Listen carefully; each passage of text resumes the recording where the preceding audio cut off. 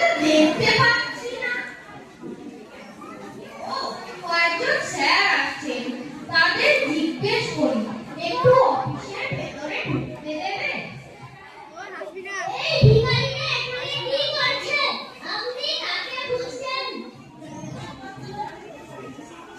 আমি ভিখারি নই, এই অফিসে আমার ছেলে চাকরি করে, তার সাথে দেখা করব।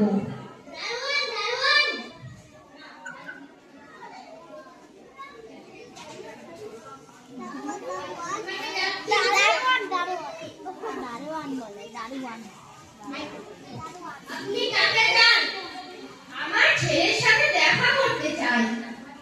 কে আপনার ছেলে? তার নাম কি? আমার ছেলের নাম অভিজিৎ রায়। আচ্ছা, আপনি একটু এখানে দাঁড়ান, আমি ওনাকে এখনই ডাকছি।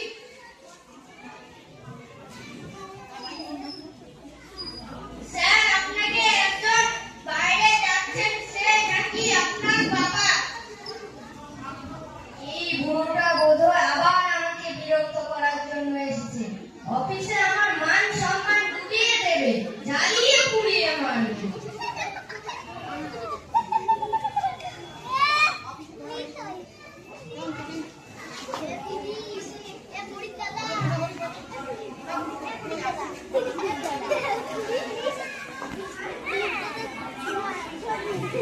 এখনো আসছে না কেন?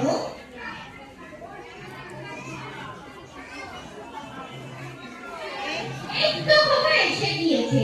তোমাকে বলছি না তুমি আমার অফিসে আসবে না, না হলে স্যারদের কাছে আমার মাথা নিচু হয়ে যাবে।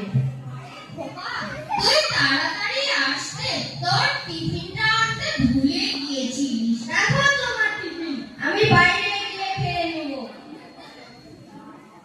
অভিজিৎ বাবু, আপনি এই ভিখারিটার সঙ্গে কি কথা বলছেন? উনি 2 টাকা নিয়ে সন্তুষ্ট নয়, দারোয়ানকে ডেকে আমাদের ঘাড় ধাক্কা দিয়ে বের করে দিন। আরে দাঁড়াও দাঁড়াও, উনি ভিখারি নন।